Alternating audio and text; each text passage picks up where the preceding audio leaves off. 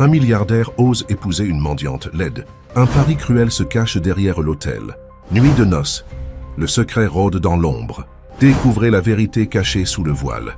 Si cette histoire vous a intéressé, n'oubliez pas de vous abonner à notre chaîne et dites-nous de quelle ville vous nous regardez. Continuons. Le grand salon de l'hôtel Ritz était décoré avec un luxe qui frôlait l'extravagance. Des lustres en cristal étincelant pendaient du plafond, tandis que des arrangements d'orchidées rares ornaient chaque table stratégiquement placée. C'était la soirée de lancement de la nouvelle collection de mode suprême, le plus grand conglomérat de mode d'Europe, et son PDG, Richard Montfort, observait tout avec un demi-sourire de satisfaction. À 40 ans, Richard avait bâti un empire qui faisait s'incliner les hommes d'affaires les plus expérimentés du secteur. Sa silhouette imposante, toujours impeccablement habillée, attirait l'attention partout où il passait. Ses cheveux grisonnants sur les tempes lui conféraient un air de maturité qui contrastait avec son visage encore jeune, et ses yeux verts, astucieux et pénétrants, semblaient évaluer chaque détail de l'environnement. Ce soir-là, cependant, quelque chose le dérangeait.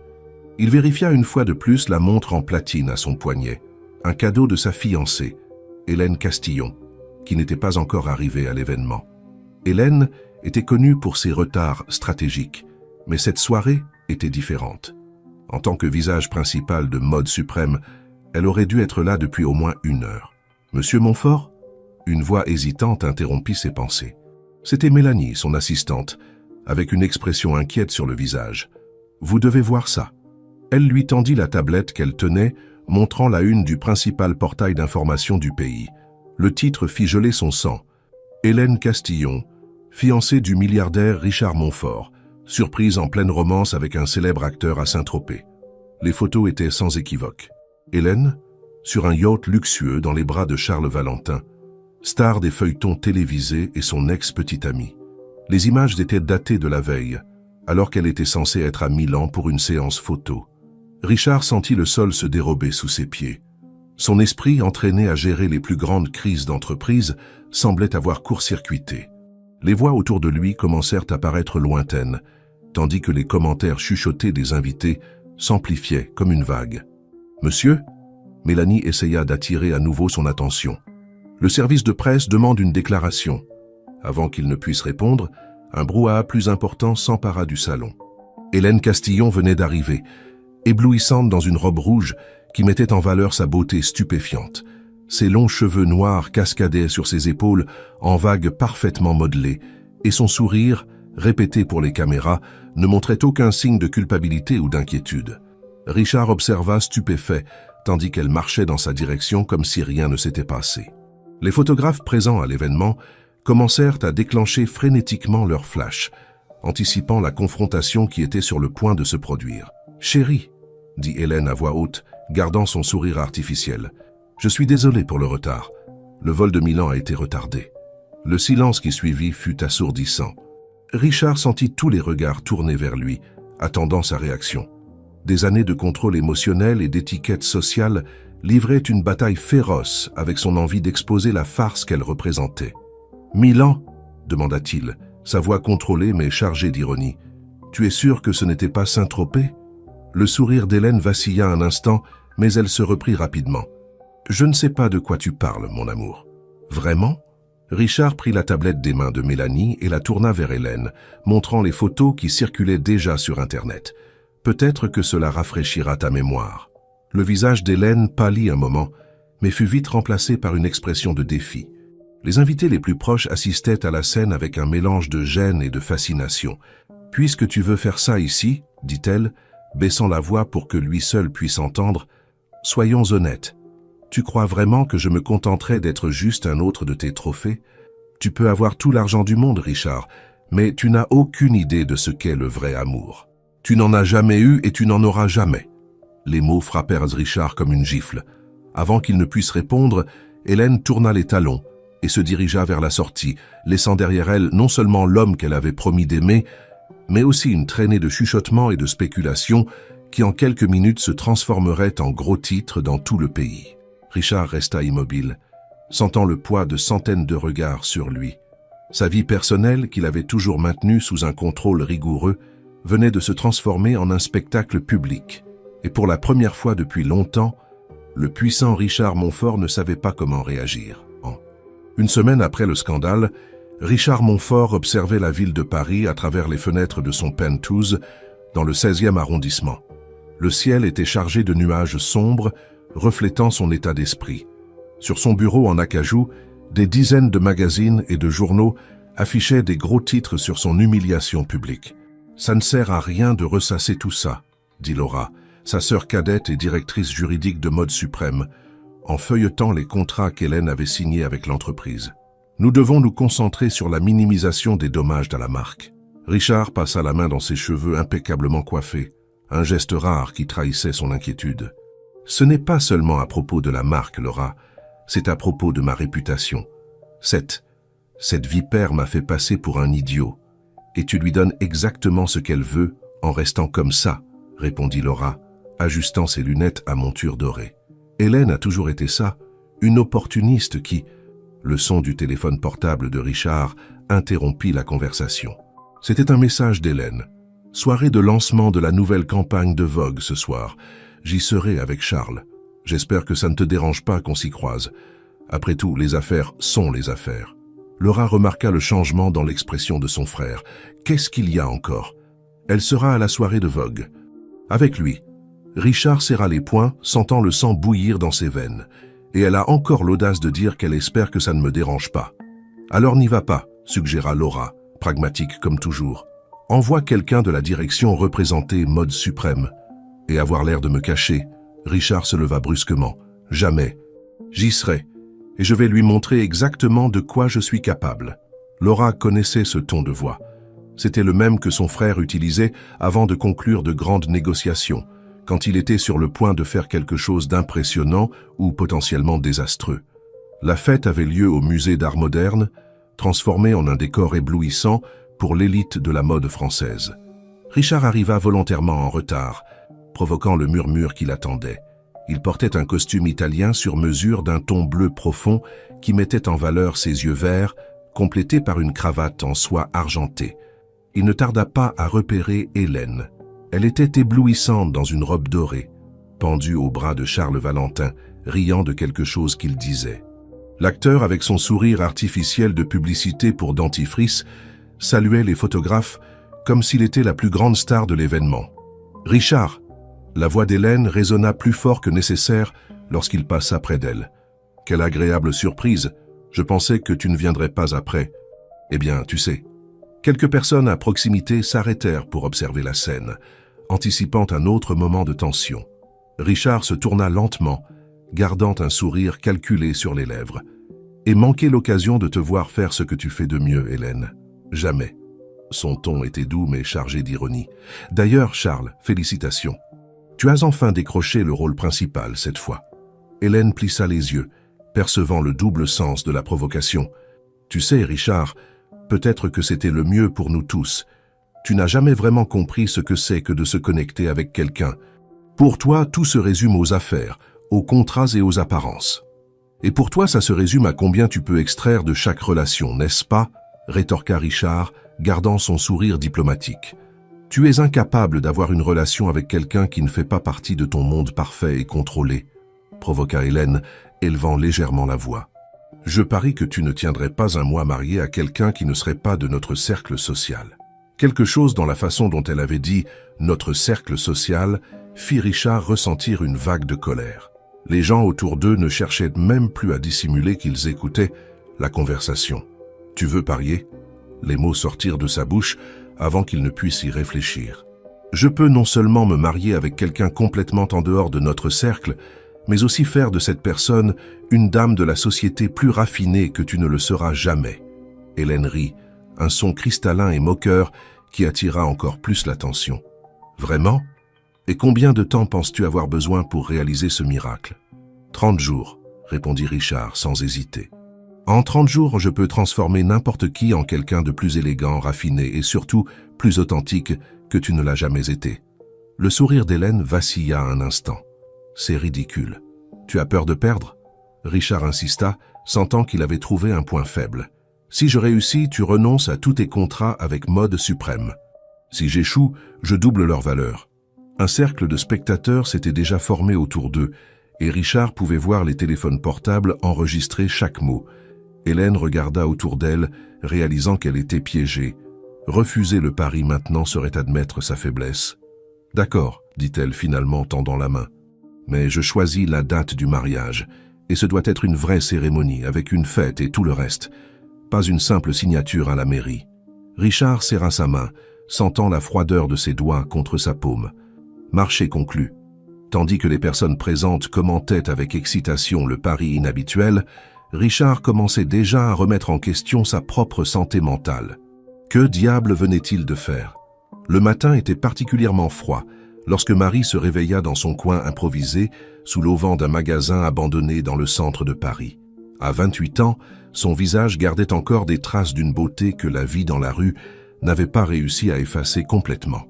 Ses yeux couleur miel, bien que fatigués, conservaient un éclat de détermination qui intriguait ceux qui prenèrent la peine de vraiment la regarder. Arrangeant le vieux manteau usé qu'elle utilisait comme couverture, Marie observa le mouvement de la rue qui commençait à s'éveiller. Des commerçants ouvraient leurs boutiques, des cadres pressés passaient avec leurs gobelets de café, tous évitant de la regarder directement. C'était comme si elle était invisible. « Bonjour, Madame Claire !» Marie fit un signe à la dame qui venait d'ouvrir sa petite boutique de fleurs. C'était l'une des rares personnes qui la traitait avec dignité, lui offrant parfois un café chaud ou quelques fleurs qui n'avaient pas été vendues. « Marie, ma chérie, » répondit la fleuriste avec un sourire chaleureux, « viens prendre un café. Il fait trop froid pour rester dehors aujourd'hui. » Tout en se réchauffant avec la boisson chaude à l'intérieur de la boutique, Marie aidait Madame Claire à organiser les nouveaux arrangements qui venaient d'arriver.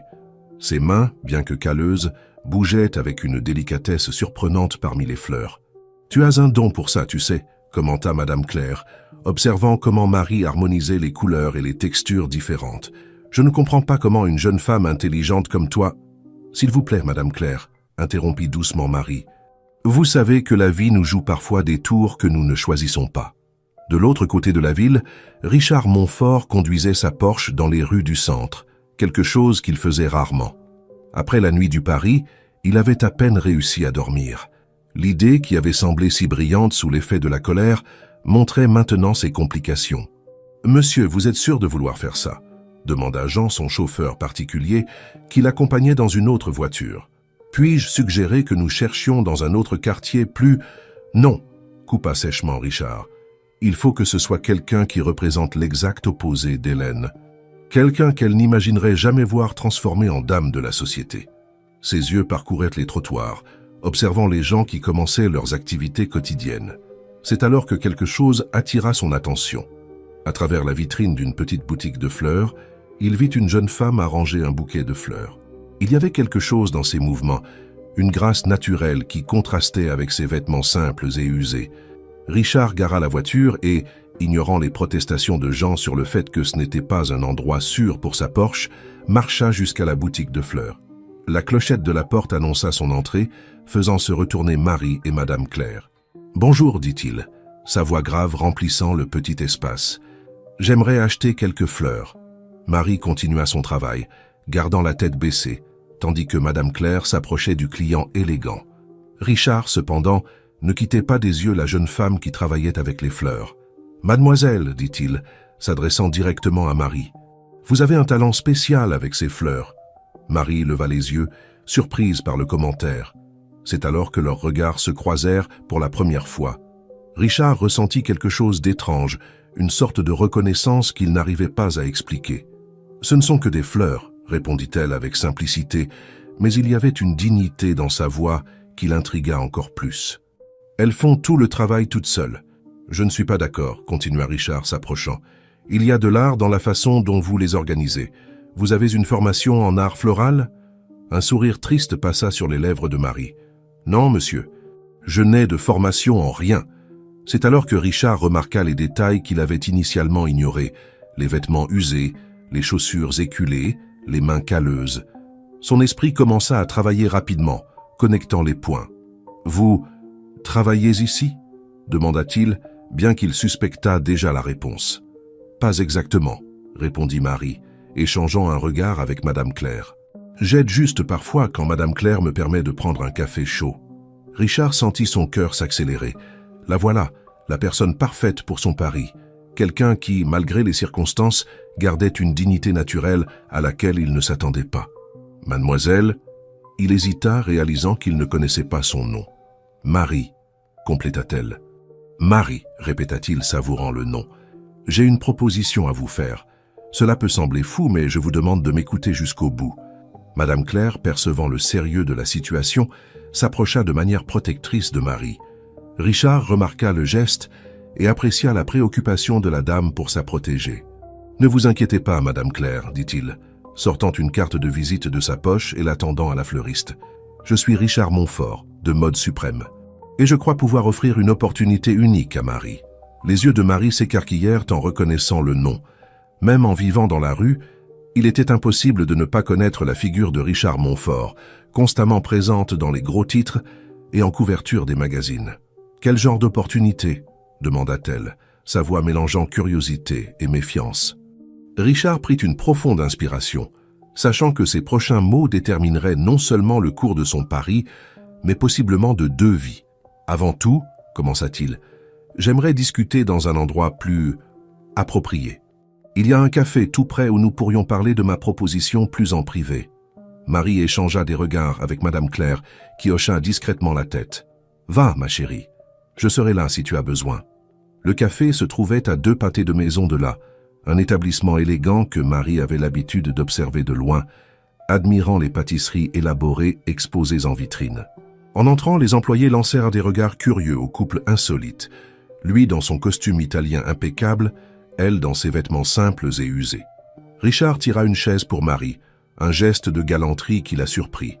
Après avoir passé leur commande, un double expresso pour lui, un chocolat chaud pour elle, il commença enfin à expliquer.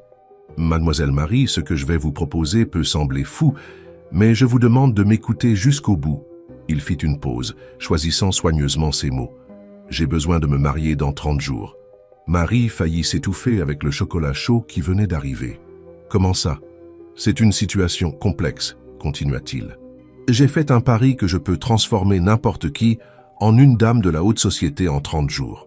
Et en vous voyant aujourd'hui, quelque chose m'a dit que j'avais trouvé la bonne personne. » Les yeux couleur miel de Marie se fixèrent sur les siens, cherchant à comprendre si c'était une sorte de blague cruelle. « Alors vous voulez m'épouser pour gagner un pari ? » ?»« Oui, » répondit Richard avec franchise. « Mais il y a plus que ça.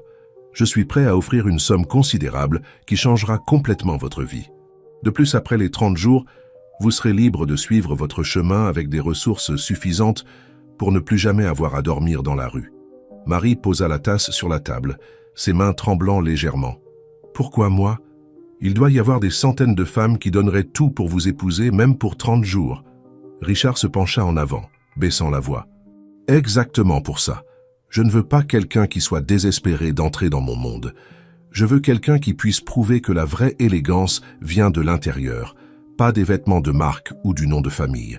Et si je n'y arrive pas, si je suis un échec et que vous perdez votre pari, alors j'assumerai les conséquences, » répondit-il simplement. « Mais quelque chose me dit que vous ne serez pas un échec. J'ai vu comment vous travaillez avec les fleurs, la délicatesse naturelle de vos gestes. Il y a une élégance innée en vous que beaucoup de gens de la haute société n'auront jamais, peu importe combien d'argent ils dépensent. » Marie resta silencieuse pendant quelques instants, absorbant tout cela. Son esprit était en ébullition. D'un côté, la proposition semblait absurde, presque offensante. De l'autre, elle représentait une opportunité unique de changer sa vie. « Combien ?» demanda-t-elle finalement. « Combien proposez-vous » Richard écrivit un nombre sur une serviette et la fit glisser vers elle. Les yeux de Marie s'écarquillèrent en voyant la quantité de zéros. « C'est plus d'argent que je n'en ai jamais vu de ma vie, » murmura-t-elle. « Et c'est à vous quel que soit le résultat du pari, » assura-t-il. « Tout ce que je demande, ce sont 30 jours de votre vie et votre engagement à faire de votre mieux pour apprendre ce que je vais vous enseigner. » Marie regarda par la fenêtre du café, observant les gens qui passaient pressés sur le trottoir. Combien de fois avait-elle rêvé d'une opportunité de changer sa vie, mais cela semblait trop irréel. « Et si j'accepte, dit-elle lentement, quelles seraient les règles? Qu'attendez-vous exactement de moi ?»« Premièrement, répondit Richard, Nous devons établir quelques conditions de base. Vous habiterez chez moi pendant cette période. Vous aurez des cours d'étiquette, de diction, de mode et de comportement social.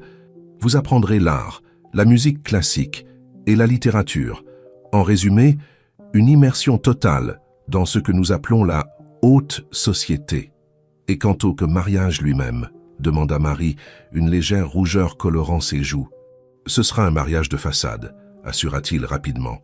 Nous aurons des chambres séparées et votre intimité sera totalement respectée. Le seul moment où nous devrons montrer une certaine intimité sera lors d'événements sociaux, et même là, juste assez pour paraître convaincant. Marie prit une autre gorgée de son chocolat chaud qui était déjà tiède. Son esprit travaillait furieusement, pesant le pour et le contre. « Puis-je faire une exigence ?» demanda-t-elle finalement.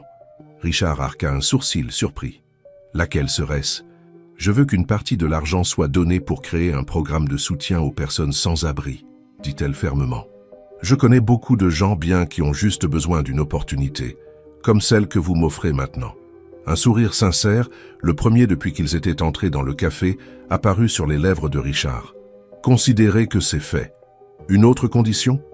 Marie se redressa sur sa chaise et pendant un moment, Richard entrevit la femme qu'elle pourrait devenir. « Oui, je veux votre parole que, quoi qu'il arrive, vous ne m'humilierez jamais publiquement. J'ai déjà subi assez d'humiliation dans ma vie. Vous avez ma parole, » répondit solennellement Richard, tendant la main. « Alors, avons-nous un accord ?» Marie regarda la main tendue, sentant qu'elle était sur le point de changer complètement le cours de sa vie. Avec un profond soupir, elle serra la main de Richard. « Nous avons un accord, monsieur Montfort. » Le penthouse en duplex de Richard dans le 16e arrondissement était plus grand que n'importe quel espace dans lequel Marie avait jamais été de sa vie. L'ascenseur privé s'ouvrait directement sur un salon avec un plafond à double hauteur, décoré d'un mélange d'art contemporain et de meubles design signés. À travers les fenêtres allant du sol au plafond, la scène s'étendait à perte de vue. « Sophie !» appela Richard, et une dame d'environ 50 ans, vêtue d'un uniforme impeccable, apparut promptement. « Voici Marie. Elle va rester avec nous un moment. S'il vous plaît, montrez-lui la chambre d'amis de l'aile est et fournissez-lui tout ce dont elle aura besoin. » Marie suivit Sophie à travers les larges couloirs, se sentant minuscule dans cet environnement si grandiose. La chambre qui lui était destinée était plus grande que n'importe quel appartement dans lequel elle avait vécu auparavant. Un lit king-size avec des draps en coton égyptien occupait le centre de l'espace et un balcon privé offrait une vue imprenable sur la ville. « La salle de bain est par ici, mademoiselle », indiqua Sophie. « Le dressing est vide, mais monsieur Montfort a déjà fait apporter quelques vêtements de base pour vous. Une conseillère en images viendra plus tard pour des mesures plus précises. » Marie ouvrit la porte du dressing et trouva plusieurs pièces encore étiquetées. Son cœur faillit s'arrêter en voyant les marques. C'étaient des griffes qu'elle ne connaissait que des magazines, qu'elle feuilletait occasionnellement au kiosque. « Sophie » appela-t-elle hésitante. « Pouvez-vous m'aider avec quelque chose ?» La gouvernante, qui s'apprêtait déjà à sortir, se retourna avec un sourire bienveillant. « Bien sûr, mademoiselle. Je ne sais pas utiliser la moitié des choses qu'il y a dans cette salle de bain, » avoua Marie, rougissant légèrement. « Et certains de ces vêtements semblent si délicats que j'ai peur de les abîmer. » À sa surprise, Sophie ne montra aucun signe de jugement. Au contraire, son sourire devint plus chaleureux. « Ne vous inquiétez pas, ma chère, je vais vous aider avec tout. D'abord, que diriez-vous d'un bain relaxant? Ensuite, nous pourrons voir les vêtements tranquillement. » 1 heure plus tard, Marie reconnaissait à peine la personne qui la regardait dans le miroir. Ses cheveux, maintenant propres et traités avec des produits de luxe, affichaient un éclat qu'elle n'avait pas vu depuis des années. Sa peau, après une exfoliation délicate, semblait plus claire et douce. Sophie avait choisi pour elle une robe simple mais élégante, de couleur bleu clair. « Monsieur Montfort a demandé votre présence pour le déjeuner », informa Sophie. « Vous vous sentez prête ?» Marie prit une profonde inspiration, ajustant la robe pour la 10e fois. « Je pense que oui. » Dans la salle à manger, Richard parlait au téléphone quand Marie entra. En la voyant, il interrompit brusquement la conversation. Pendant un moment, il resta silencieux, observant la transformation initiale. « Impressionnant », murmura-t-il, plus pour lui-même que pour elle. « Sophie a fait un excellent travail. »« Merci », répondit Marie, ne sachant pas trop comment se comporter. « Je veux dire, merci pour tout ça. C'est un peu overwhelming. Je veux dire bouleversant. Première leçon, dit Richard, lui indiquant une chaise. Ne vous excusez jamais d'utiliser un mot en anglais quand il exprime mieux ce que vous voulez dire. Dans la haute société, c'est considéré comme sophistiqué. Marie acquiesça, essayant de mémoriser chaque détail. Quand elle s'assit, Richard la corrigea gentiment. Le dos bien droit, toujours. Et la serviette va sur les genoux dès que vous vous asseyez. Le déjeuner fut servi en 3 temps, quelque chose que Marie n'avait jamais expérimenté. Chaque plat était une œuvre d'art miniature, avec des saveurs qu'elle n'arrivait pas à identifier. « Demain, nous commencerons tôt », informa Richard pendant qu'il savourait le dessert. « À 8 heures, vous aurez votre premier cours d'étiquette avec Madame Cécile. À 10 heures, diction avec le professeur Renaud. L'après-midi, consultation d'images. Et à 17 heures, histoire de l'art. » Marie faillit s'étouffer avec sa mousse au chocolat. « Tout ça en une journée ? Nous n'avons que 30 jours, lui rappela-t-il, et beaucoup de travail devant nous. Monsieur Montfort, Richard, corrigea-t-il. Si nous allons nous marier, même temporairement, vous devez m'appeler par mon prénom. Richard, répéta-t-elle, se sentant étrange avec cette intimité. Puis-je vous poser une question personnelle ? Il fit un geste affirmatif de la tête. Pourquoi est-ce si important de prouver quelque chose à votre ex-fiancé ? Vous avez déjà tout. L'argent, le pouvoir, le succès. Pourquoi vous soucier de ce qu'elle pense ?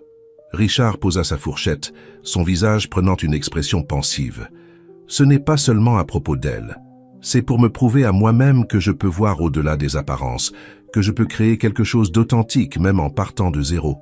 Et je suis votre projet zéro, conclut Marie, une pointe d'amertume dans sa voix. Non, répondit rapidement Richard, se surprenant lui-même par sa véhémence.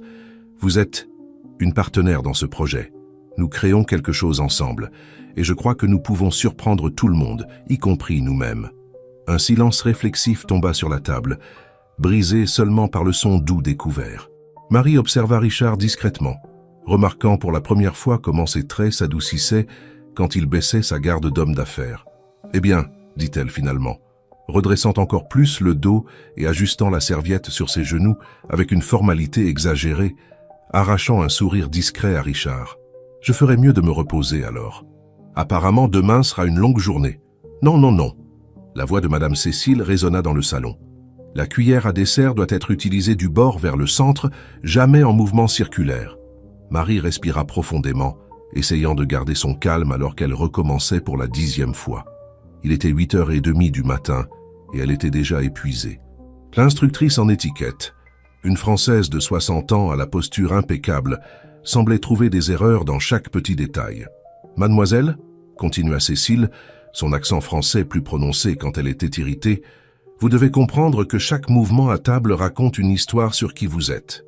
La façon dont vous tenez les couverts, dont vous portez la serviette à vos lèvres, tout cela parle de votre éducation. Mais il y a tellement de règles, protesta doucement Marie. Différents couverts pour chaque plat, des verres spécifiques pour chaque type de vin. Et vous allez toutes les apprendre. Une voix masculine interrompit. Richard était debout à la porte, observant la scène avec intérêt. Comment s'en sort-elle, Madame Cécile ? La Française hésita un moment. Elle a du potentiel. Sa posture naturelle est étonnamment bonne, et il y a une grâce intuitive dans ses mouvements. Mais nous avons encore beaucoup de travail devant nous. Marie sentit ses joues rougir à ce compliment inattendu. Richard s'approcha, analysant la table dressée pour les leçons. « Montrez-moi ce que vous avez appris jusqu'à présent », demanda-t-il, s'asseyant en face d'elle. Avec un soin redoublé, Marie démontra la séquence correcte d'utilisation des couverts, la manière appropriée de tenir le verre de vin et comment plier la serviette après usage. À sa surprise, elle réussit à exécuter tous les mouvements sans erreur. « Vous voyez ?» Richard sourit, se tournant vers Madame Cécile. Elle apprend vite. Le cours suivant, avec le professeur Renaud, fut tout aussi difficile. Le spécialiste en diction fit répéter à Marie d'innombrables fois des mots qu'elle avait l'habitude de mal prononcer. « Vous avez une voix naturellement mélodieuse », observa Renaud, ajustant ses lunettes en écaille. « Mais vous devez apprendre à la moduler correctement. Dans la haute société, le ton de la voix est aussi important que les mots choisis. » Pendant le déjeuner, Marie essayait déjà d'appliquer tout ce qu'elle avait appris. Richard l'observait avec un mélange d'admiration et de curiosité, remarquant comme elle s'efforçait de maintenir la posture correcte et d'utiliser les bons couverts. « Vous savez, commenta-t-il en la voyant consulter discrètement une petite carte que Madame Cécile avait laissée avec l'ordre correct des couverts. « Vous vous en sortez beaucoup mieux que je ne l'espérais.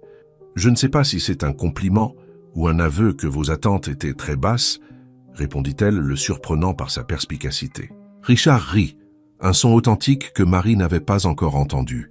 Peut-être un peu des deux, mais il y a quelque chose en vous, une capacité d'adaptation qui est remarquable. L'après-midi, pendant la consultation d'images, Marie affronta un autre défi. Suzanne, la consultante, était une femme élégante et directe qui ne mâchait pas ses mots. « Votre teint est magnifique », déclara Suzanne, analysant Marie de près, « et vos yeux ont une forme en amande très intéressante. Nous allons travailler avec des couleurs qui mettent en valeur ces caractéristiques naturelles. » Pendant des heures, Marie essaya des dizaines de vêtements, apprit les couleurs qui la favorisaient, les tissus appropriés pour chaque occasion et comment créer une image personnelle unique. « Rappelez-vous, » instruisit Suzanne, « nous ne voulons pas que vous ressembliez à une copie de qui que ce soit. La vraie élégance est d'être authentique, mais avec raffinement. » À la fin de la journée, pendant le cours d'histoire de l'art, Marie surprit tout le monde par sa connaissance intuitive des couleurs et de la composition, fruit de ses observations dans les rues et de son travail avec les fleurs. « C'est fascinant comme vous reliez les couleurs de Monet aux fleurs que vous connaissez, » commenta le professeur. « Cela montre une sensibilité artistique naturelle. » Il était déjà tard quand Marie se retira enfin dans sa chambre.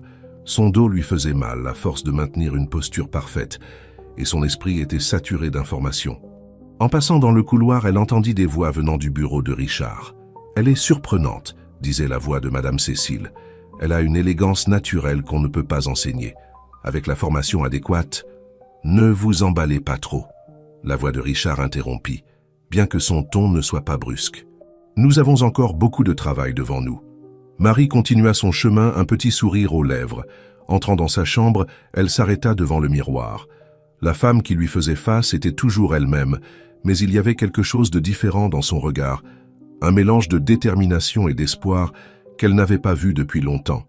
Sur le balcon, observant les lumières de la ville, Marie réfléchit à la façon dont sa vie avait complètement changé en seulement 2 jours.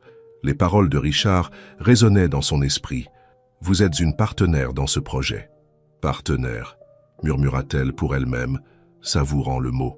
Pour la première fois depuis longtemps, Marie sentit que peut-être, juste peut-être, elle pourrait être plus qu'un simple projet de transformation. Peut-être qu'elle pourrait vraiment surprendre tout le monde, y compris elle-même. 1 semaine s'était écoulée depuis le début de la formation intensive de Marie. Le reflet dans le miroir montrait une femme transformée, pas seulement extérieurement, avec une robe bleu nuit à la coupe impeccable qui mettait discrètement en valeur ses courbes, mais aussi dans sa posture et son expression. « Vous êtes absolument éblouissante », dit Laura, la sœur de Richard, qui était arrivée plus tôt pour aider aux préparatifs du dîner de bienfaisance de Mode Suprême. C'était la première fois que Marie serait présentée officiellement à la société en tant que fiancée de Richard Montfort. « Je suis terrifiée », avoua Marie, ajustant pour la 1000e fois le collier de perles qui ornait son cou. « Et si je commets une erreur? Si j'utilise la mauvaise fourchette ou... » « Marie, Laura l'interrompit gentiment, posant ses mains sur ses épaules. « Détendez-vous. Vous avez passé toute la semaine à vous préparer pour ça. De plus, personne ne s'attend à ce que vous soyez parfaite. Sauf peut-être mon frère. » La mention de Richard fit accélérer le cœur de Marie, bien qu'elle essaya de se convaincre que c'était juste du nervosisme pour l'événement. « En parlant de lui, » continua Laura avec une lueur perspicace dans les yeux, « je n'ai jamais vu mon frère aussi différent. Saviez-vous qu'il a annulé 3 réunions cette semaine juste pour suivre vos progrès ?» Avant que Marie ne puisse répondre, Richard apparut à la porte de la chambre. Vêtu d'un smoking parfaitement ajusté, il s'arrêta un moment en la voyant, ses yeux verts s'élargissant presque imperceptiblement. « Vous êtes... » commença-t-il, mais s'arrêta, comme s'il ne trouvait pas les mots adéquats. « Horrible ?» demanda Marie, son insécurité transparaissant. « Magnifique » corrigea-t-il, sa voix plus douce que d'habitude. « Mais il manque quelque chose. » Richard sortit de sa poche une boîte en velours bleu et l'ouvrit, révélant une paire de boucles d'oreilles en saphir et diamant qui scintillaient à la lumière de la chambre. « Elles appartenaient à ma mère, » expliqua-t-il, s'approchant. « J'ai pensé qu'elles iraient là parfaitement avec vos yeux. » Avec des doigts légèrement tremblants, il aida Marie à mettre les boucles d'oreilles, ses doigts effleurant doucement sa peau dans le processus. Le contact, bien que bref, envoya un courant électrique dans tout le corps de Marie. Laura observait la scène avec un sourire entendu. « Bien, je vais vérifier si tout est prêt en bas. Ne tardez pas trop. Les invités vont commencer à arriver bientôt. » Après le départ de Laura, un silence chargé d'attente remplit la chambre. Richard et Marie se regardèrent à travers le miroir. « Nerveuse ?» demanda-t-il. « Plus que je ne devrais l'être, » admit-elle. « Il y a tellement de personnes importantes. » « Oubliez les personnes importantes, » dit Richard, la tournant pour lui faire face directement. « Ce soir, vous êtes la personne la plus importante de cette salle. Rappelez-vous, le dos droit, le menton légèrement relevé, et des sourires sincères seulement, » compléta Marie, se souvenant des leçons de Madame Cécile. « Exactement, » sourit-il, lui offrant son bras. « Prête ?» La salle de réception de l'hôtel était déjà pleine quand ils descendirent. Marie sentit tous les regards se tourner vers elle, certains curieux, d'autres clairement critiques. Au loin, elle aperçut Hélène éblouissante dans une robe rouge, chuchotant quelque chose à ses amis tout en l'observant. « Respirez », murmura Richard à son oreille. « Vous êtes nés pour ça. » Les premières présentations furent une épreuve du feu. Marie dut saluer des dizaines de personnes, se souvenant de garder le sourire approprié, la posture correcte et la conversation légère qu'elle avait pratiquée. À sa surprise, elle découvrit que certaines des compétences qu'elle avait développées dans la rue, comme lire les gens et s'adapter rapidement à différentes situations, étaient extrêmement utiles dans cet environnement. Elle arrivait à percevoir quand quelqu'un était sincère ou faux et ajustait son approche en conséquence. « Marie, ma chérie », une voix mielleuse l'appela. C'était Hélène, s'approchant avec son groupe d'amis. « Comme c'est intéressant de vous voir ici. Richard a toujours eu un goût particulier pour les surprises. » Marie sentit Richard se tendre à ses côtés, mais avant qu'il ne puisse intervenir, elle répondit avec un calme qu'elle ne savait pas posséder. « Hélène, quel plaisir. Richard m'a beaucoup parlé de vous. Surtout de la façon dont vous l'avez aidé à réaliser la valeur de l'authenticité dans les relations. » Le sourire d'Hélène vacilla un instant. Quelques personnes proches essayèrent de dissimuler leur rire, appréciant la réponse élégante mais percutante. « Eh bien, » Hélène se reprit, « j'espère que vous vous adaptez bien à notre monde. Ça doit être difficile. » « En fait, » répondit Marie, gardant le sourire serein qu'elle avait pratiqué sans relâche, « j'ai découvert qu'il y a plus de similitudes entre tous les mondes que de différences. Au final, nous recherchons tous les mêmes choses, le respect, la dignité et l'amour véritable. » Richard, qui observait le duel silencieux entre les deux femmes, sentit une fierté inexplicable grandir dans sa poitrine. Marie ne se défendait pas seulement avec élégance, mais elle démontrait aussi une sagesse qui allait au-delà de toutes les leçons d'étiquette. La soirée se poursuivit avec Marie surprenant tout le monde et elle-même par sa capacité à naviguer socialement. Elle dansa avec Richard, conversa avec des hommes d'affaires importants et fit même quelques commentaires perspicaces sur l'art lors d'une discussion sur la nouvelle galerie qui allait être inaugurée au musée. Plus tard, quand les derniers invités commençaient à partir, Richard la trouva sur le balcon de la salle, observant les lumières de la ville. « Vous avez été incroyable ce soir, » dit-il, s'arrêtant à côté d'elle. « Vous semblez surpris, » répondit-elle, un petit sourire jouant sur ses lèvres. « Je le suis, pas par votre performance. Je savais déjà que vous en étiez capable. Je suis surpris par la façon dont vous m'avez fait sentir fier d'être à vos côtés. » Marie se tourna pour lui faire face, ses yeux brillant à la lumière de la lune. Pendant un moment, quelque chose passa entre eux, une énergie qu'aucun des deux n'était prêt à reconnaître. « Richard, » commença-t-elle, sa voix presque un murmure, « est-ce que c'est encore seulement un pari pour vous ?» Avant qu'il ne puisse répondre, Laura apparut à la porte du balcon. « Richard, les représentants de Vogue veulent une dernière photo avec vous. » Le moment se brisa, mais la question de Marie continua à flotter dans l'air, sans réponse, mais impossible à ignorer. Le lendemain matin de l'événement, les principaux sites de potins et colonnes sociales ne parlaient que de cela.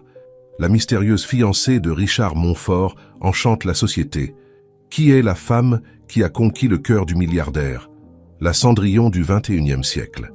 Les gros titres se multipliaient, chacun plus spéculatif que l'autre. Marie feuilletait les nouvelles sur sa tablette, assise sur le balcon de sa chambre, quand Sophie apparut avec le petit déjeuner. « Les journaux ne cessent d'appeler », commenta la gouvernante, servant le café dans une tasse en porcelaine. « Monsieur Montfort a déjà refusé 5 demandes d'interview ce matin. Tout cela est tellement irréel, soupira Marie, prenant un toast. Hier soir, pendant un moment, j'ai presque cru que c'était vrai, que j'appartenais vraiment à ce monde. Sophie l'observa avec une tendresse maternelle. Et qui a dit que vous n'y appartenez pas? J'ai vu comment vous vous êtes comporté hier. Ce n'était pas seulement de l'étiquette ou de bonnes manières. Il y avait quelque chose de plus. Marie s'apprêtait à répondre quand elle entendit des voix élevées venant du bureau de Richard. La curiosité la poussa à s'approcher silencieusement de la porte entr'ouverte. « Tu joues avec le feu, Richard », c'était la voix de Laura. « J'ai vu comment tu la regardes. Ce n'est plus seulement un pari, n'est-ce pas? »« Ne sois pas ridicule, » répondit Richard, mais sa voix trahissait une incertitude que Marie n'avait jamais perçue auparavant. « C'est juste un accord commercial. »« Un accord commercial ?» Laura rit sans humour. « Alors pourquoi lui as-tu donné les boucles d'oreilles de maman? Tu n'as jamais, en 15 ans de relation, offert quoi que ce soit de maman à Hélène. » Un silence pesant suivit cette observation. « Elle est différente, » admit finalement Richard. « Il y a une authenticité en elle qui me désarme. Hier soir, quand elle a affronté Hélène avec tant d'élégance et de sagesse, c'était comme si tu avais trouvé quelqu'un qui voit au-delà de ta fortune et de ton pouvoir, » compléta doucement Laura. Marie s'éloigna de la porte, son cœur battant la chamade. Elle retourna rapidement dans sa chambre, son esprit un tourbillon de pensées et d'émotions conflictuelles. Quelques heures plus tard, pendant son cours d'histoire de l'art, Marie avait du mal à se concentrer. Chaque fois qu'elle fermait les yeux, elle voyait le regard de Richard la veille au soir, la façon dont il l'avait subtilement défendue tout au long de l'événement, comment ses doigts avaient légèrement tremblé en mettant les boucles d'oreilles à ses oreilles. « Mademoiselle Marie ?» Le professeur la ramena à la réalité. « Tout va bien ? » « Excusez-moi, Richard, Sophie interrompit, entrant dans la pièce. « Il demande votre présence dans le jardin d'hiver. » Le jardin d'hiver était l'un des endroits les plus beaux du Penthouse. Une structure en verre abritait des dizaines d'espèces rares d'orchidées et d'autres fleurs exotiques. Marie trouva Richard assis sur un banc en bois, contemplant un arrangement particulièrement beau d'orchidées bleues. « Vous m'avez fait appeler ?» demanda-t-elle doucement. Richard se leva immédiatement, et Marie remarqua qu'il semblait moins formel que d'habitude, portant seulement une chemise blanche aux manches retroussées et un pantalon de costume. « Oui, » répondit-il, indiquant l'espace à côté de lui sur le banc. « Je voulais vous féliciter personnellement pour votre performance d'hier soir. Vous avez dépassé toutes les attentes. Les vôtres ou celles d'Hélène ?» Marie ne put s'empêcher de demander. Un petit sourire apparut sur les lèvres de Richard. « Les deux, je suppose. Mais surtout les miennes. » Vous savez, commença Marie, jouant avec un pétale tombé sur ses genoux. Quand on vit dans la rue, on apprend à lire les gens. C'est une question de survie. Et hier soir, j'ai remarqué quelque chose d'intéressant. Quoi ? Demanda Richard, véritablement curieux. Toutes ces personnes, avec leurs vêtements chers et leurs sourires étudiés. Beaucoup d'entre elles sont aussi seules que je l'étais dans la rue. La différence, c'est que ma solitude était physique, la leur est émotionnelle. Richard l'observa en silence, surpris par la profondeur de son observation. « Vous y compris ?» continua-t-elle, rassemblant le courage de le regarder dans les yeux. « Vous avez construit un empire, mais vous gardez tout le monde à une distance de sécurité. Pourquoi ?» La question flotta dans l'air, chargée de significations non dites. Richard se leva, s'approchant de l'une des orchidées. « Savez-vous pourquoi j'ai choisi cet endroit pour notre conversation ?» demanda-t-il, changeant apparemment de sujet. « Parce que c'est ici que j'ai réalisé quelque chose hier soir, après que tout le monde soit parti. »« Quoi ?» Ce fut au tour de Marie de demander. « Que vous êtes comme ces orchidées, » dit-il, touchant doucement un pétale. « Rare, délicate à première vue, mais incroyablement forte et résiliente. Et tout comme elle, vous fleurissez plus magnifiquement quand vous êtes dans votre environnement naturel, en étant authentiquement qui vous êtes. » Marie sentit son cœur s'accélérer. « Richard, Non, l'interrompit-il doucement, revenant s'asseoir à côté d'elle, plus près cette fois. « Laissez-moi finir. Hier soir, quand vous avez affronté Hélène, ce n'était pas l'étiquette ou les cours de comportement qui parlaient. C'était votre essence, votre vraie nature. Et c'était extraordinaire. Leurs regards se croisèrent, et pendant un moment, toutes les barrières sociales, tous les accords et paris semblèrent fondre comme neige au soleil. Richard leva la main avec hésitation, touchant le visage de Marie avec une douceur qui contredisait sa posture habituellement contrôlée. « Le pari, » murmura Marie, sa voix presque défaillante. « Est-ce que c'est encore à propos du pari ?» Avant que Richard ne puisse répondre, le bruit de talons sur le sol en marbre brisa le moment. Laura apparut à la porte du jardin d'hiver, son visage une masque d'inquiétude. « Richard !» appela-t-elle avec urgence. « Hélène donne une interview en direct pour Fashion News. Tu dois voir ça. » Dans le salon du Penthouse, Richard, Marie et Laura regardaient, tendus, l'interview d'Hélène pour Fashion News. L'ex-fiancé était impeccable dans un ensemble Chanel, son sourire calculé dirigé directement vers la caméra. « Bien sûr que j'ai été surprise », disait Hélène à la présentatrice, sa voix mélodieuse chargée d'une fausse inquiétude. « Je veux dire, nous connaissons tous l'histoire du pari, n'est-ce pas ? Richard Montfort, le milliardaire le plus convoité du pays, a parié qu'il pourrait transformer n'importe qui en une dame de la société en 30 jours. » Marie sentit son sang se glacer dans ses veines. À côté d'elle, Richard pâlit visiblement. « Paris ?» demanda la présentatrice, ses yeux brillants à la perspective du scandale. « De quel pari s'agit-il, Hélène ?»« Oh !» Hélène feignit la surprise, portant la main à ses lèvres. « Je pensais que tout le monde était au courant. C'était lors du lancement de Vogue, après notre rupture. Richard, dans son arrogance caractéristique, a parié qu'il pouvait prouver que l'argent et le pouvoir peuvent tout acheter, même un mariage de convenance avec... Eh bien, vous savez... » Laura éteignit brusquement la télévision. Un silence pesant tomba sur la pièce. « Je peux expliquer, » commença Richard, se tournant vers Marie. « Expliquer quoi exactement ?» demanda Marie, sa voix étonnamment calme. « La partie où je suis un pari ? Ou la partie où vous aviez l'intention de m'utiliser pour prouver quelque chose ? Ce n'est pas aussi simple que ça, tenta-t-il d'argumenter, passant ses mains dans ses cheveux dans un geste de frustration. En fait, c'est très simple. Marie se leva, ses yeux brillants de larmes contenues. J'ai été naïf de penser que cela pourrait être plus qu'un accord commercial. Marie, s'il vous plaît. Richard essaya de s'approcher, mais elle recula. Ne me touchez pas, dit-elle, sa voix tremblante. Vous savez ce qui est le pire. Ce n'est pas l'humiliation publique. Ce n'est même pas le pari en lui-même. C'est de réaliser que, même après tout ce que j'ai traversé dans la vie, je suis encore capable d'être aussi idiote. Laura, qui jusque-là observait la scène en silence, intervint. « Marie, mon frère a peut-être commencé cela comme un pari, mais les choses ont changé. J'ai vu comment il... »« Comment il quoi ?» interrompit Marie. « Comment il s'est amusé à me transformer en son projet personnel. Comment il a réussi à prouver son point à son ex-fiancé. » Richard fit un pas en avant, son visage un masque d'angoisse. « Vous ne comprenez pas. Ce qui a commencé comme un pari s'est transformé en quelque chose de plus. Hier soir, dans le jardin... » « S'il vous plaît. » Marie leva la main, l'interrompant. « Ne rendez pas cela encore plus humiliant que ça ne l'est déjà. » Elle marcha jusqu'à la fenêtre, observant la ville en contrebas. Les lumières commençaient à s'allumer dans le crépuscule, lui rappelant les nuits qu'elle passait dans les rues, observant les vies des gens à travers les fenêtres illuminées. D'une certaine façon, elle était encore de l'autre côté, regardant un monde auquel elle n'appartenait pas vraiment. « Vous savez, » continua-t-elle, sa voix plus douce maintenant, « quand vous m'avez trouvé dans cette boutique de fleurs, j'ai pensé que c'était un miracle, une chance non seulement de changer ma vie, mais de me prouver à moi-même que je pouvais être plus que mes circonstances. » « Quelle idiote !»« Vous n'êtes pas idiote, » dit fermement Richard. « Vous êtes la personne la plus authentique et vraie que j'ai jamais rencontrée. Et c'est pour cela que le son du téléphone portable de Laura l'interrompit. Elle regarda l'écran et son visage devint sérieux. « Les réseaux sociaux sont en effervescence, » informa-t-elle. « Le hashtag #SasParisMontfort est déjà en tendance. Le service de presse demande une déclaration officielle. » Marie ferma les yeux un moment, respirant profondément.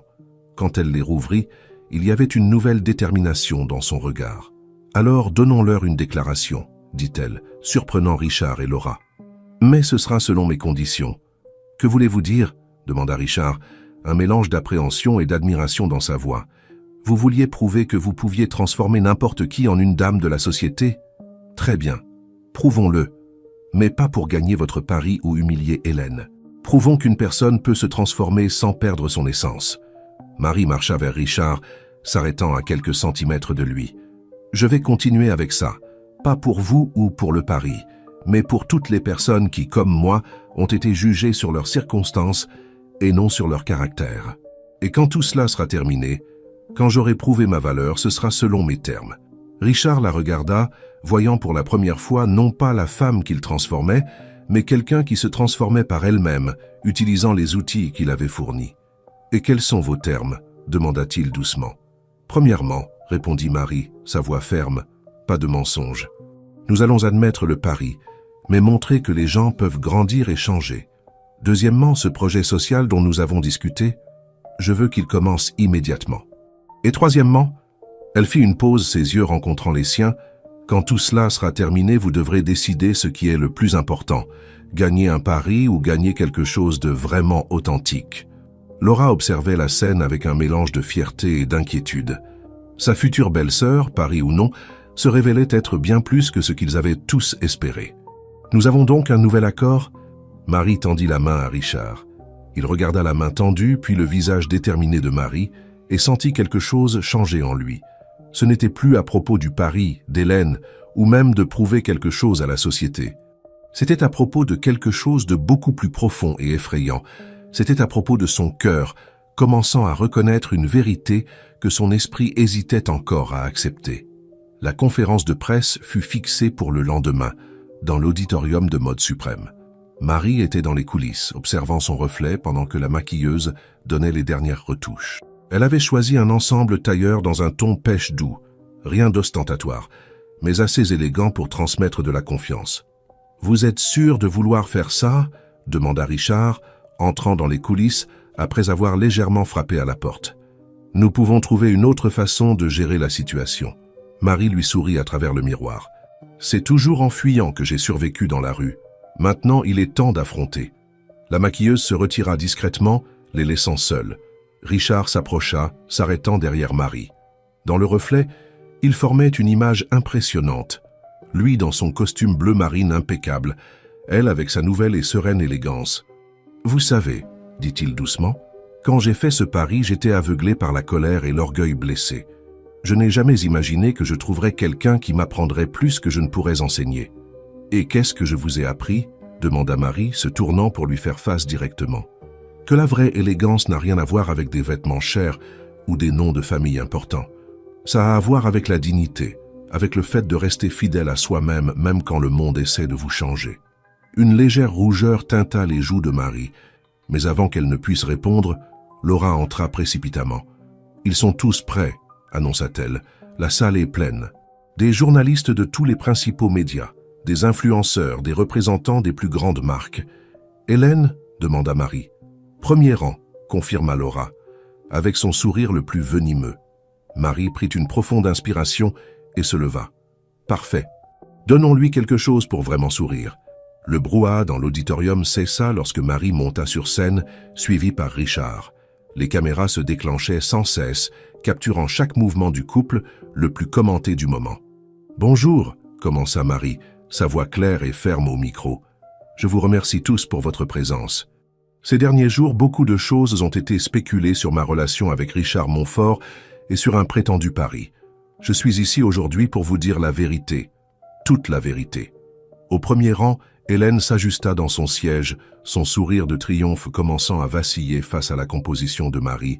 « Oui, il y a eu un pari, » continua Marie. « Richard Montfort a parié qu'il pourrait transformer quelqu'un comme moi, quelqu'un qui a vécu dans la rue, en une dame de la société. Mais quelque chose d'inattendu s'est produit dans le processus. Nous nous sommes tous les deux transformés. » Elle fit une pause, ses yeux parcourant l'assemblée. « J'ai appris l'étiquette, l'art et la culture.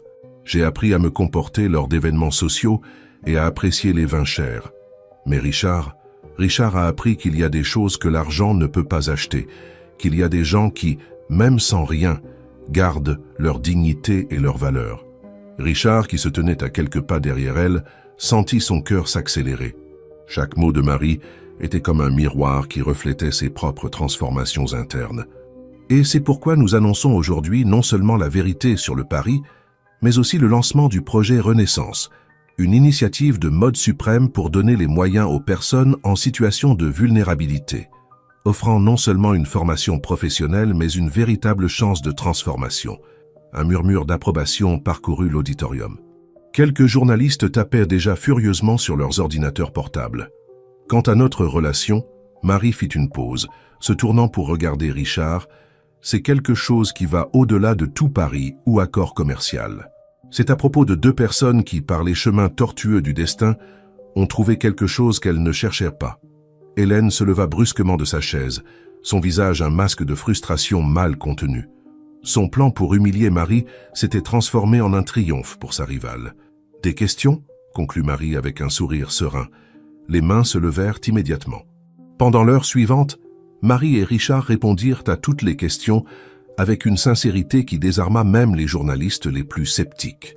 L'histoire du pari, qui aurait dû être un scandale, se transformait en un récit de dépassement de soi et de transformation mutuelle. Après la conférence, déjà dans la voiture retournant à la maison, Richard prit la main de Marie. « Vous avez été incroyable là-dedans, dit-il. Mais il y a une chose que vous avez dite qui m'a intrigué. »« Quoi ?»« À propos de notre relation allant au-delà de tout pari. Vous le croyez vraiment ?»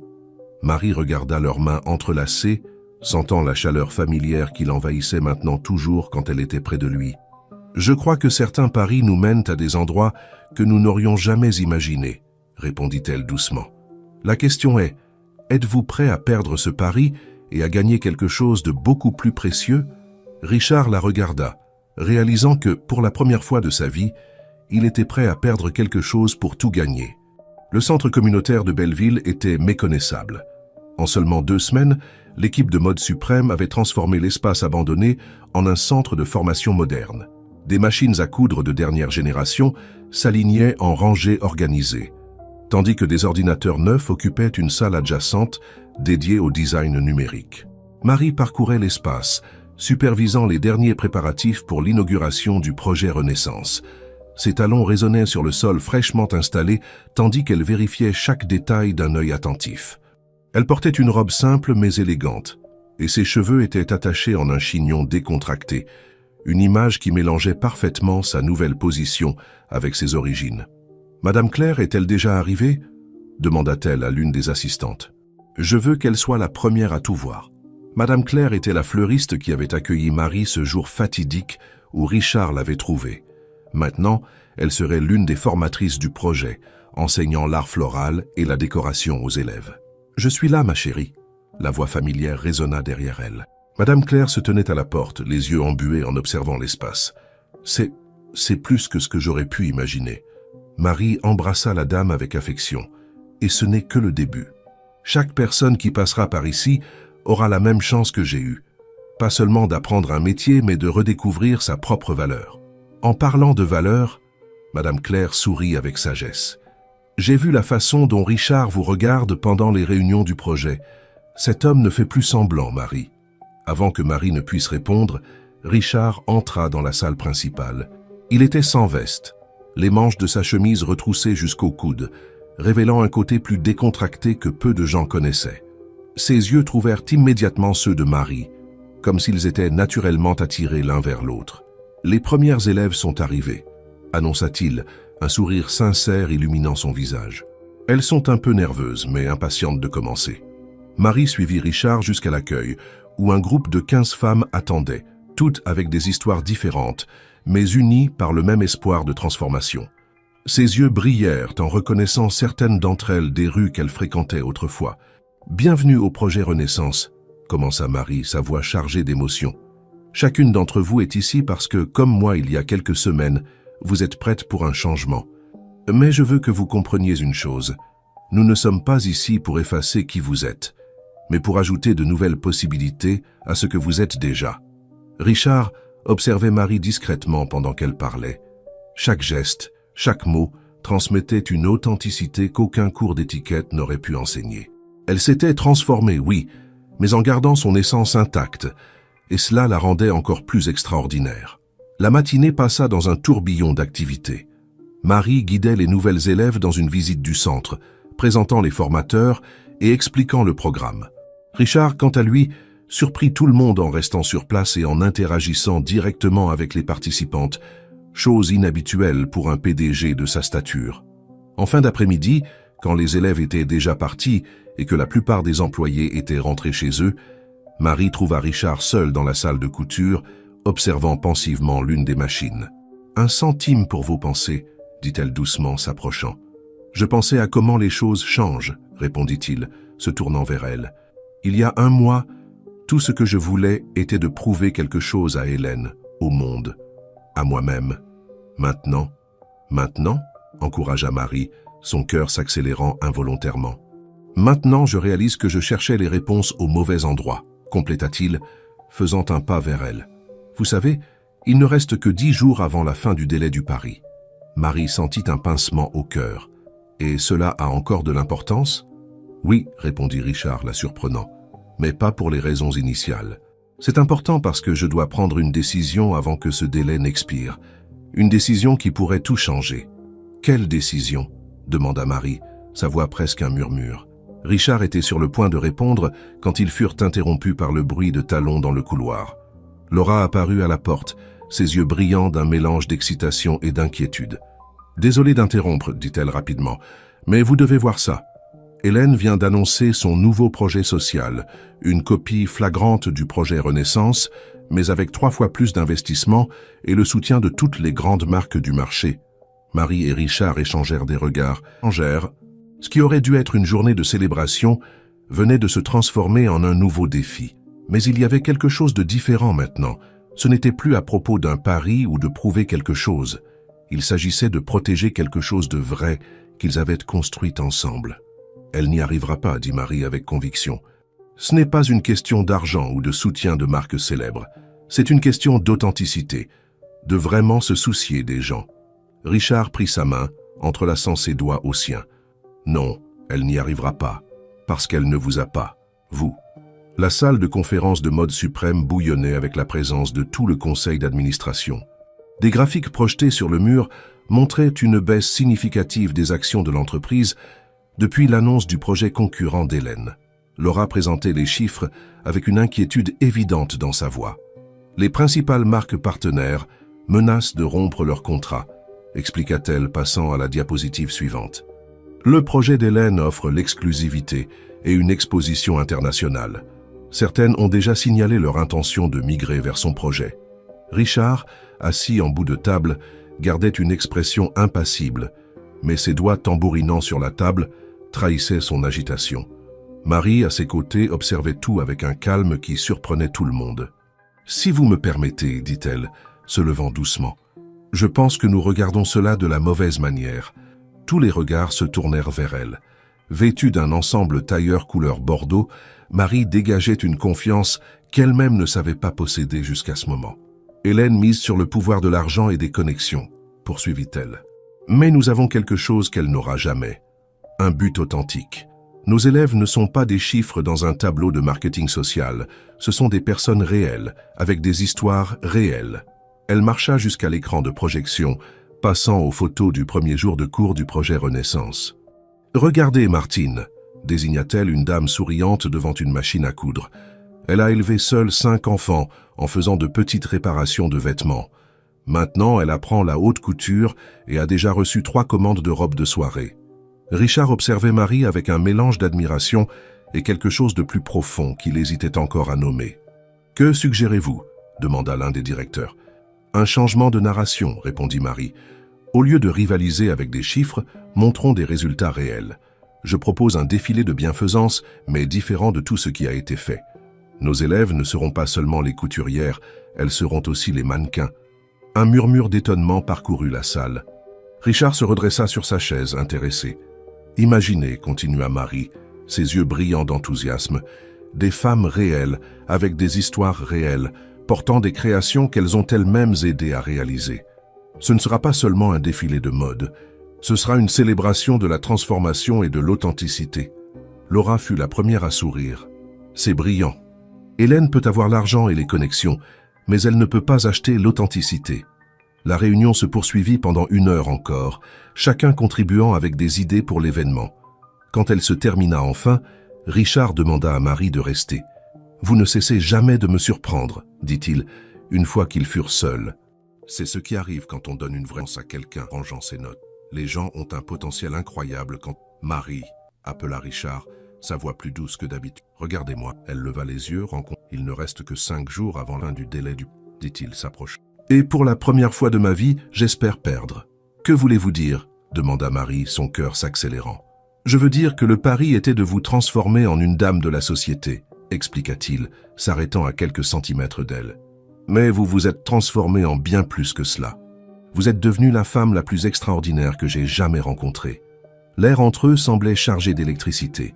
Marie pouvait sentir le parfum léger de Richard, un mélange de bois de santal et de quelque chose d'uniquement lui. « Richard, je... » La porte s'ouvrit brusquement. C'était Sophie, l'air affligé. « Désolé d'interrompre, mais Hélène est en bas. Elle est avec la presse et fait des accusations graves sur le projet Renaissance. » Richard jura doucement. « Quel genre d'accusation ? » « Elle dit que tout le projet est un canular, » répondit Sophie, hésitante. « Que les histoires des élèves sont inventées et que votre relation est également fausse. » Marie sentit son visage brûler. « Elle n'a pas de preuves. Elle n'en a pas besoin, » dit Richard amèrement. « Elle a juste besoin de semer le doute. » Marie redressa les épaules, une détermination farouche dans son regard. « Alors donnons-lui plus que des doutes. Donnons-lui la vérité. »« Quelle vérité ?» demanda Richard, ses yeux fixés sur les siens. « La vérité qui est juste devant nous, » répondit Marie, sa voix ferme malgré le tremblement dans son cœur. « La vérité qui a commencé comme un pari, mais s'est transformée en quelque chose que ni vous ni Hélène ne pouvaient contrôler. » Sans attendre de réponse, Marie marcha vers la porte.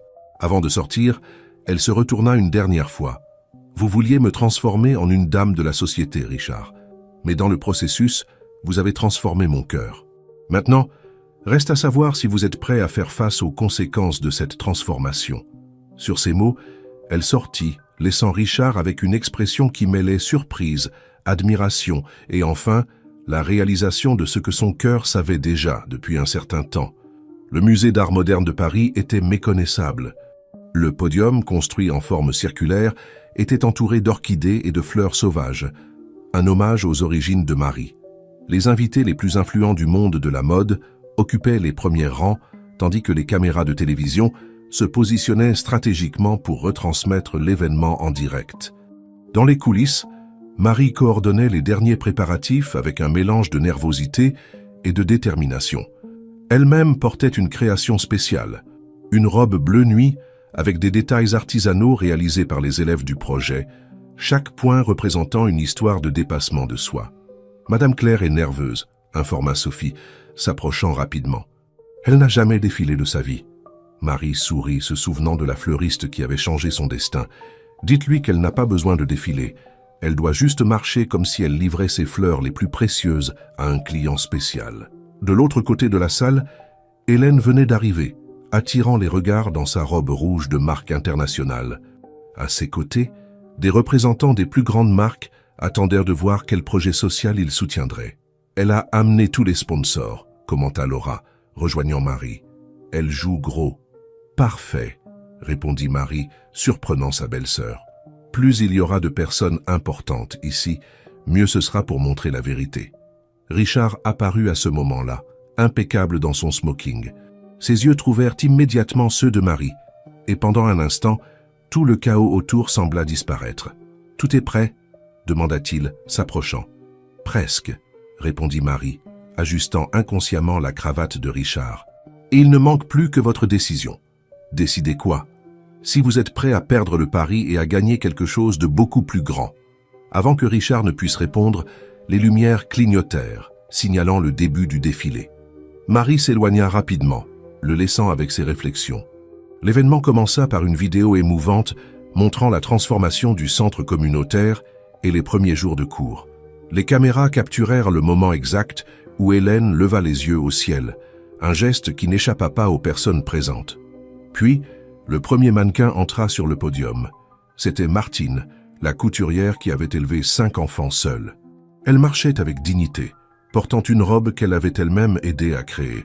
Sur l'écran géant, son histoire était racontée en mots simples mais puissants. Une par une, les élèves du projet défilèrent, chacune représentant une histoire de dépassement de soi. Elles n'avaient pas la démarche professionnelle des mannequins, mais portèrent quelque chose de bien plus précieux, l'authenticité. Hélène se leva brusquement de sa place, marchant vers les coulisses. Elle trouva Marie en train de superviser les derniers détails.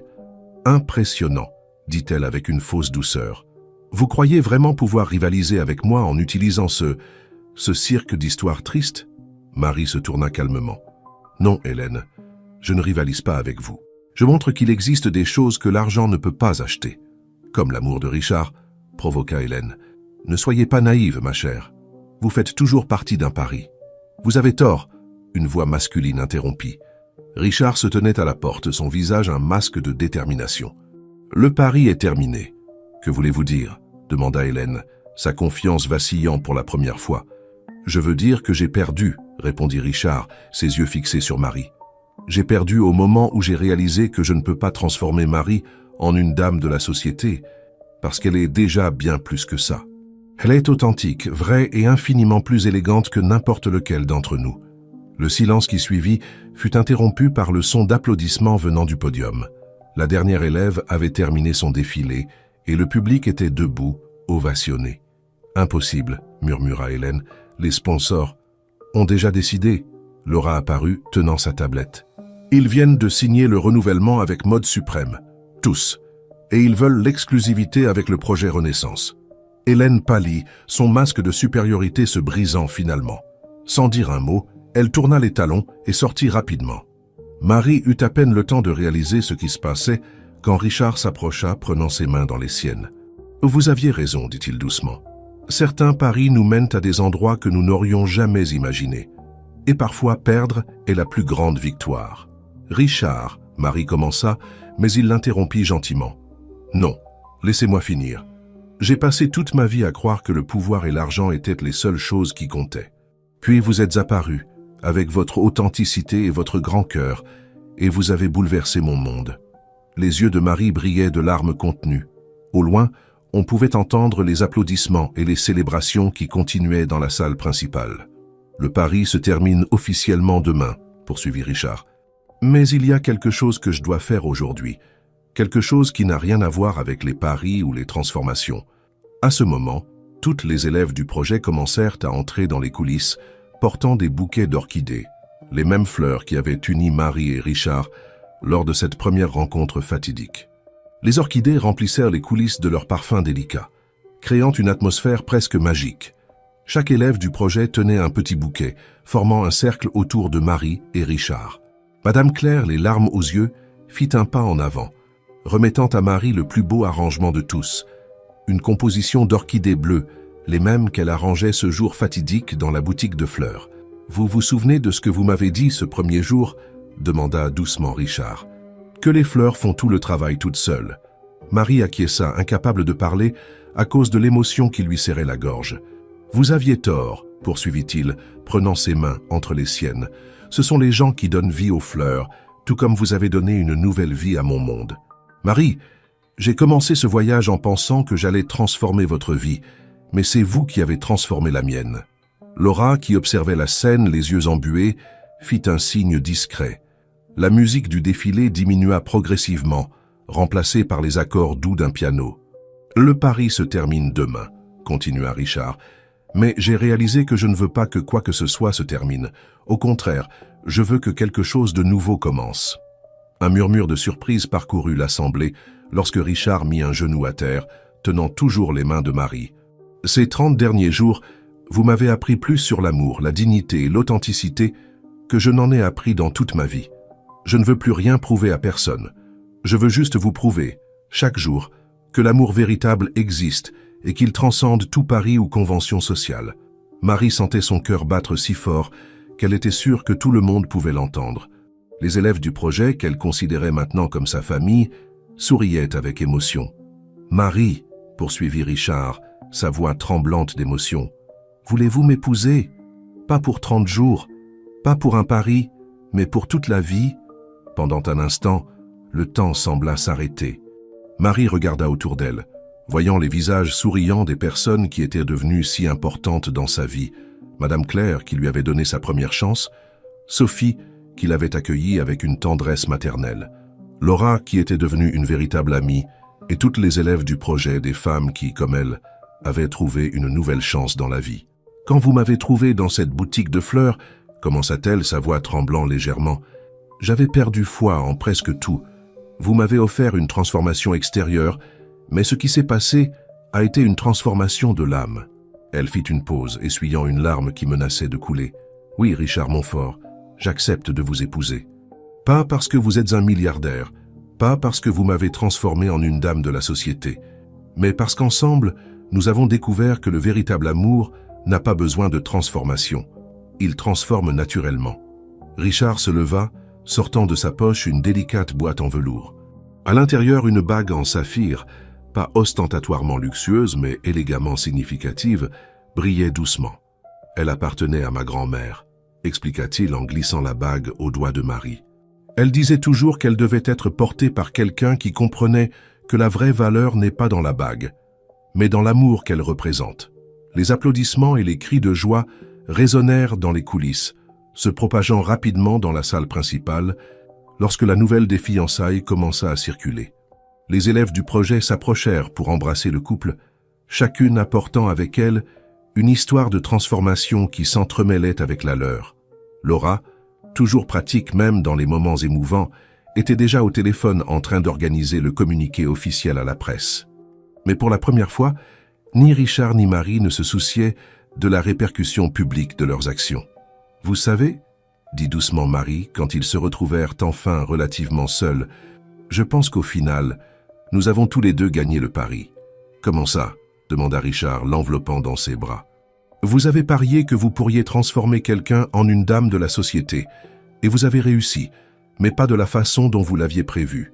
Et moi, eh bien, j'ai parié sur un nouveau départ, sur une nouvelle chance dans la vie, et j'ai gagné beaucoup plus que ce dont je pouvais rêver. » À l'extérieur des coulisses, le brouhaha de l'événement continuait. Le défilé de bienfaisance avait été un succès retentissant, établissant le projet Renaissance comme une initiative révolutionnaire dans le monde de la mode.